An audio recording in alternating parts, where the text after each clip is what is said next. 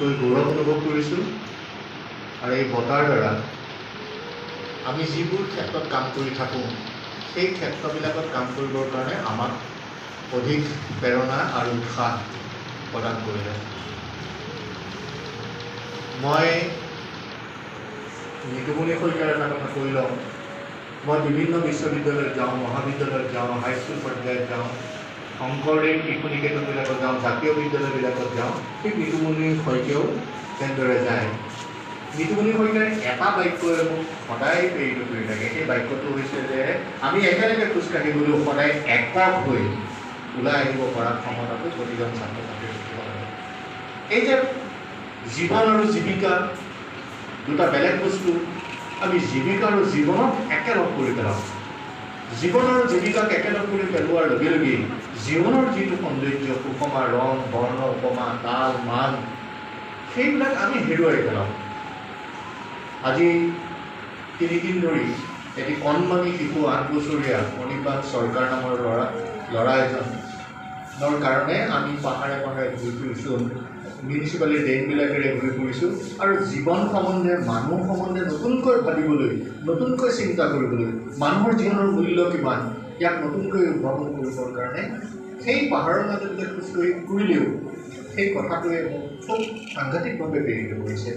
মই ভাবোঁ যে জীৱনক মই কেতিয়াও জীৱিকাৰ লগত তুলনা কৰোঁ। জীৱিকাটোৱে এটা সময়ত মোক এৰি থৈ যাব, মই কাম কৰিব নোৱাৰা হৈ যাম।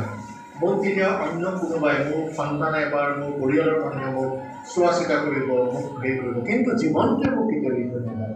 আৰু জীৱনটোক যেতিয়ালৈকে আমি জীৱিকাৰ সৈতে সংলগ্ন কৰি পেলাই একেলগে খোজকাঢ়ি ফুৰিম, ৰামধেনুখনে আকাশত কেনেকৈ সপ্তৰং বিকিৰণ কৰে, বৰষুণ আৰু ৰ'দৰ সংস্পৰ্শত কেনেকৈ ৰামধেনু ওলায়, সেই বিৰল প্ৰণাঢ্য দৃষ্টিনন্দন হৃদয়োজ্জ্বলক কথাবিলাক আমি নাজানিম।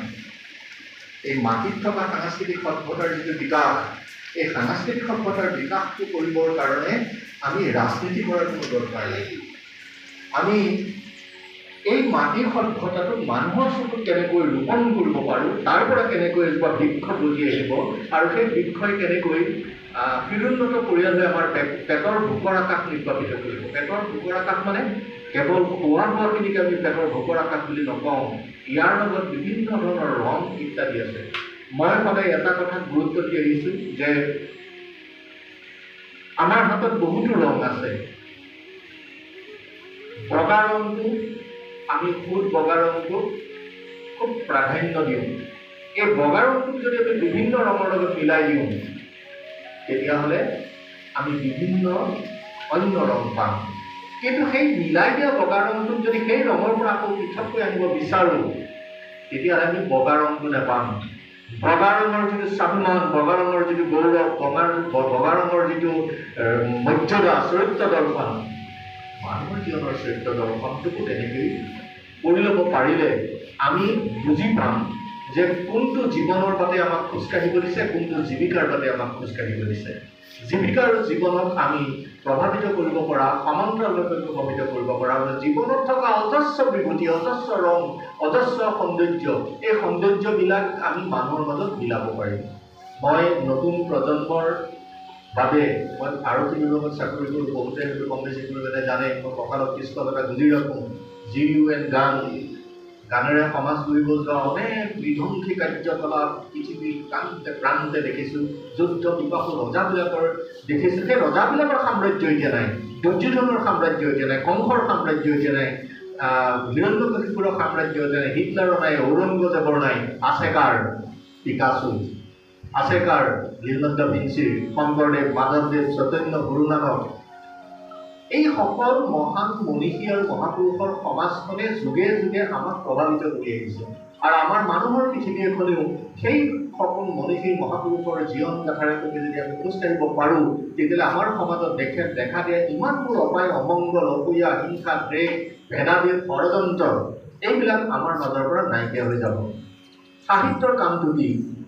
সাহিত্যৰ কামটোৱে সমাজ এখন কেনেকৈ সংঘবদ্ধ কৰিব পাৰি, মাটিৰ তলৰ পৰা কেনেকৈ আমাৰ প্ৰাচীন জীৱনকালত তুলি আনিব পাৰি, নতুনৰ চকুত কেনেকৈ তুলি ধৰিব পাৰি, ঐতিহ্য চেতনাৰ ইতিহাসৰ বাটেৰে কেনেকৈ আমি নতুনৰ দিশে খোজকাঢ়িব পাৰোঁ, সেই কথাটো কয়। সাহিত্য যেতিয়া মই কৰোঁ, মই কেতিয়াও ঐশ্বৰ্যৰ বাবে সাহিত্য নকৰোঁ।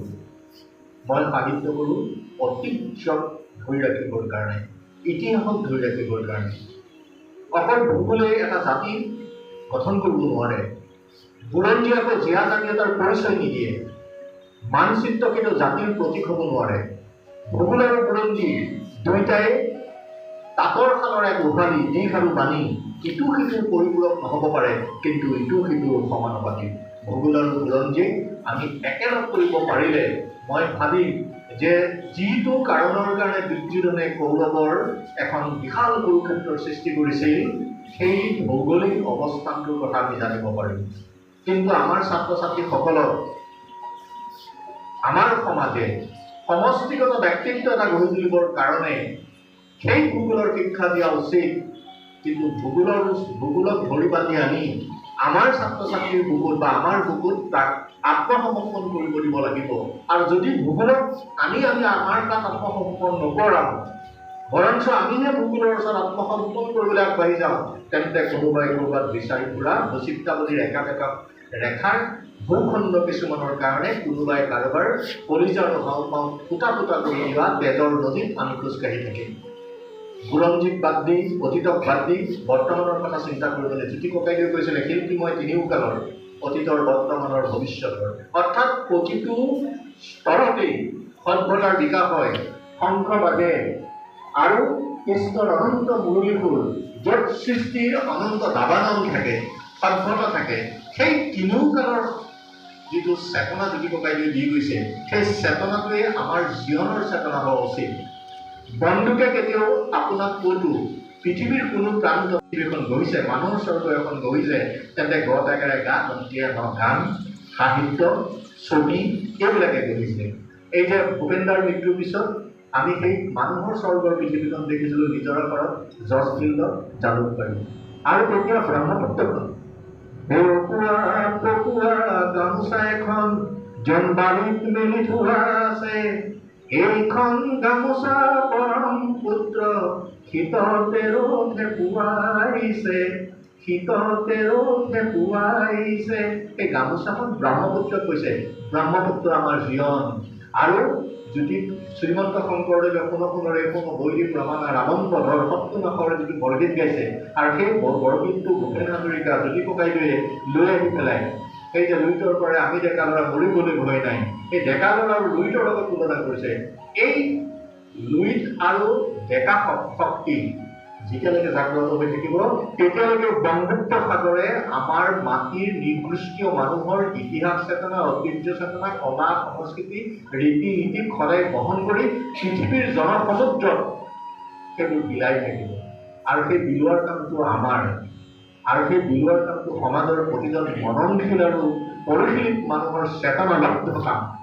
এই কামটো আমি কৰিবলৈ যাওঁতে আমি আমাৰ ভৰিৰ তলত যে পৃথিৱীখন আছে, সেই পৃথিৱীখনে যে সাংস্কৃতিক সত্তাৰ ৰস আৰু সংস্কৃতিক জীয়াই ৰাখিছে, এই কথাটো পদে পদে অনুভৱ কৰিব পাৰিব লাগিব। আপুনি যেতিয়া ভাল কাম কৰিব, আপুনি যেতিয়া চমৎকাৰ কৰিব, তেতিয়া পৃথিৱীয়ে আপোনাক নমস্কাৰ দিব। আপুনি চমৎকাৰ কৰিব পাৰিলেহে আপোনাক নমস্কাৰ দিব। আজি অসমদাৰ কিছুদিনৰ আগতে বেদ কামলৈ এখন গ্ৰন্থ লিখিছিল। গ্ৰন্থখনৰ পাতে পাতে যিবোৰ কথা আছে, সেই কথাবিলাকে কোনখন সমাজক প্ৰতিনিধিত্ব কৰিছে, কেনেকুৱা সমাজ এখনক প্ৰতিনিধিত্ব কৰিছে, আৰু সেইবোৰ পৰ্যটকৰ হৃদয় থকা মানুহে সেইটো উপলব্ধি কৰিব পাৰে, আৰু পৰ্যটকৰ দুচকু যাৰ চকুত থাকে সি সেইটো উপলব্ধি কৰিব পাৰে। মই ভাবোঁ যে ঋতুমণি শইকীয়াই সংবাদ জগতত তেওঁৰ জীৱিকাটোৰ লগত থাকি তেওঁ বহুত এটা সুস্থ দৰমহা পায়, আৰু সেই সুস্থ দৰমহাৰে তেওঁ চলি যাব পাৰে। কিন্তু অসমৰ দিনে দিনকে ওৰ পৰা তলৈ, বা মই ওৰ পৰা তলৈ, ময়ো এটা ভাল চাকৰি কৰোঁ, আমি কিয় ঘূৰি ফুৰিছোঁ? আমি ঘূৰি ফুৰিছোঁ এইকাৰণেই যে আমাক গুৰু শংকৰে, মাধৱদেৱে আমাক এনেকুৱা এখন সমাজ দি গৈছে, যিখন সমাজ, মই আজিৰ পৰা 17 বছৰমান আগতে ইংৰাজীত এটা প্ৰবন্ধ পঢ়িছিলোঁ। এজন বিদেশী লেখকে লিখিছিল, আৰু প্ৰবন্ধটোত লিখিছিল যে যিদিনাখনলৈকে অসমীয়া জাতিয়ে শ্ৰীমন্ত শংকৰদেৱ আৰু মাধৱদেৱক নিজৰ বুকুত প্ৰতিষ্ঠা কৰি ৰাখিব, তেতিয়ালৈকে পৃথিৱীৰ কোনো প্ৰান্তৰ কোনো শক্তিয়ে অসমীয়া জাতিক নিষেধ কৰিব নোৱাৰে। মনটো খুব ভাল লাগিব তাৰ পিছৰ বাক্যটো দেখিছে যে যিদিনাখনে শংকৰদেৱ আৰু মাধৱদেৱক অসমে যাতে পাহৰি যাব, সেইদিনাখন পৃথিৱীৰ কোনো প্ৰান্ত তেনেকুৱা শক্তি নাথাকিব যি শক্তিয়ে অসমীয়া জাতিক ৰক্ষা কৰিব পাৰিব, বচাব পাৰিব।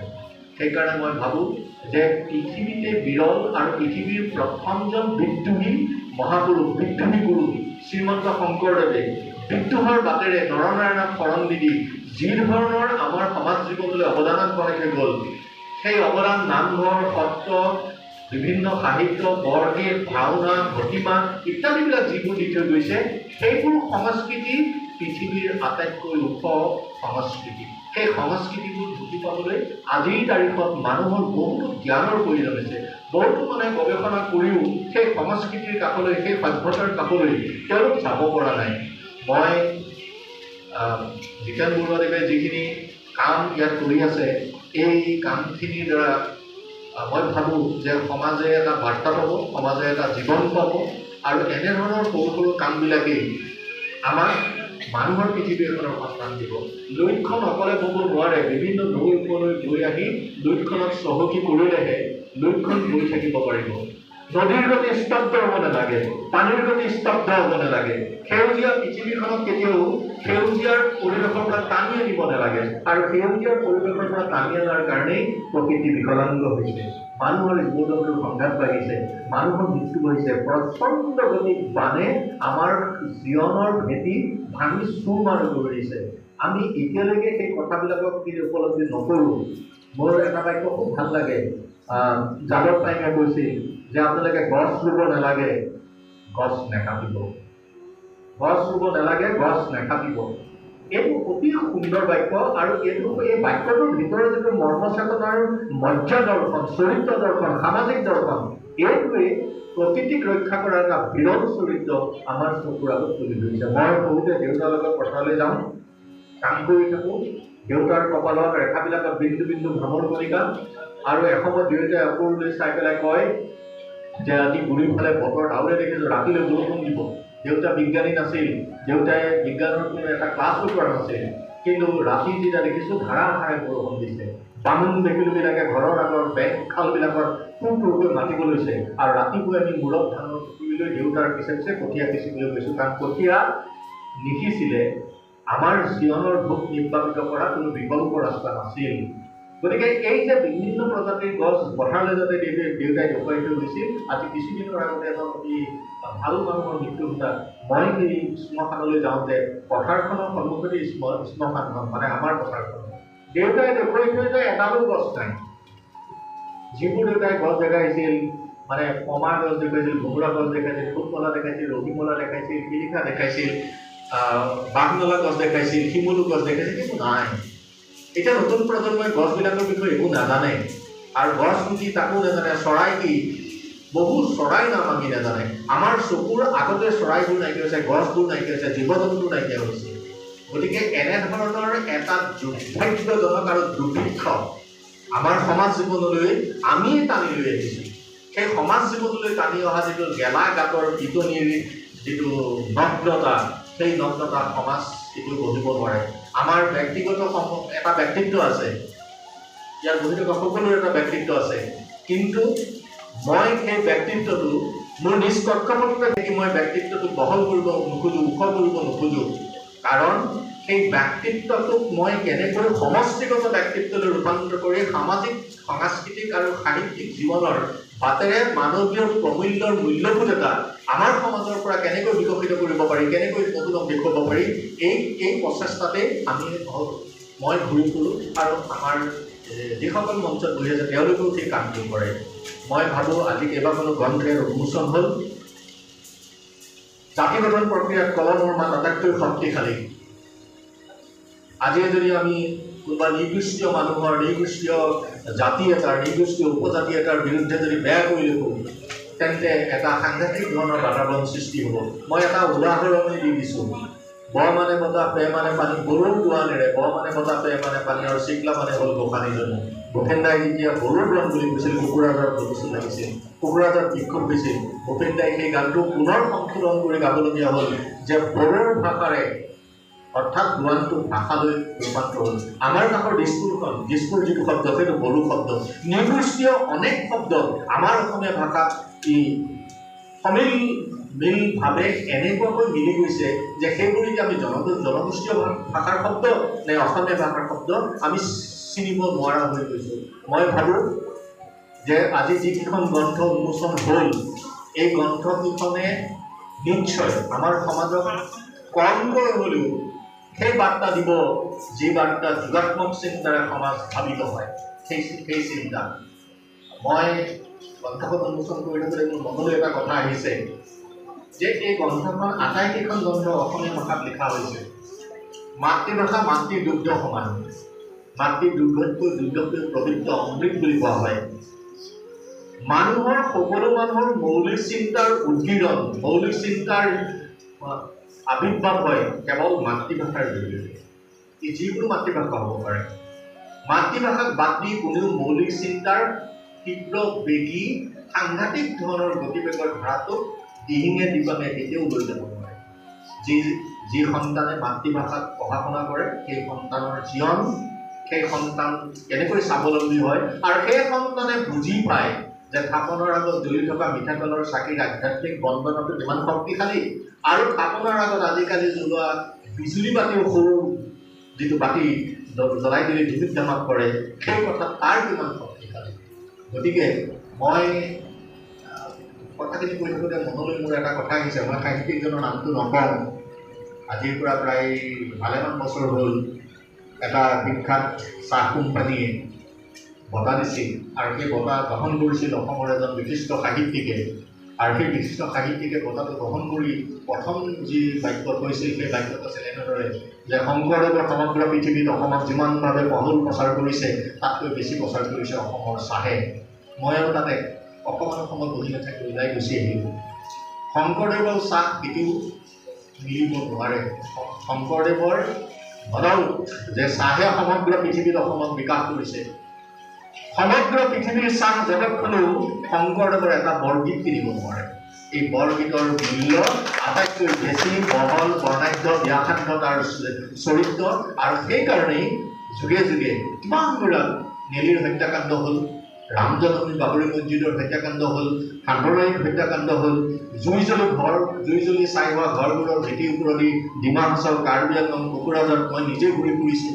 সেই যে যিবিলাকে ঘৰ জ্বলাইছিল, মানুহ মাৰিছিল, তেওঁলোকক কোনেও চিনি নাপায়, কিন্তু তেওঁলোকক অতি ঘৃণাৰে মানুহে তেওঁলোকৰ নাম লয়, কিন্তু অতি সন্মানেৰে নাম লৈ থাকে মহাত্মা গান্ধী, সন্মানেৰে ষ্টালিন, সন্মানেৰে নাম লয় শংকৰদেৱ, মাধৱদেৱ, চৈতন্য, গুৰু নানক ইত্যাদি। এই কপালত মই আপোনালোকক শেষত এটা কথা কৈ যাওঁ যে এই মুহূৰ্তলৈকে পৃথিৱীখন বাচি আছে প্ৰতিটো প্ৰজন্মৰ কেইজনমান মহাপুৰুষৰ বাবে, যিকেইজন মহাপুৰুষক পৃথিৱীয়ে বিভিন্ন ধৰণৰ প্ৰশ্ন তেওঁলোকক কৰিছে, বিভিন্ন ধৰণৰ কাম তেওঁলোকৰ ওপৰত চাপি দিছে, আৰু সেইসকল মহাপুৰুষে পৃথিৱীখনক ভৱিষ্যত প্ৰজন্মৰ এখন স্বৰ্গ আলয় কৰিবৰ কাৰণে পৃথিৱীয়ে জাপি দিয়া তেওঁলোকৰ যিকোনো প্ৰশ্ন আৰু কামবোৰ সুচাৰুৰূপে কৰিবলৈ যত্ন কৰিছে। সেইসকল মহাপুৰুষৰ ভিতৰত আমি আমাৰ চকুৰ আগত যিসকল মহাপুৰুষ আছে সেই সকলোবিলাকেই।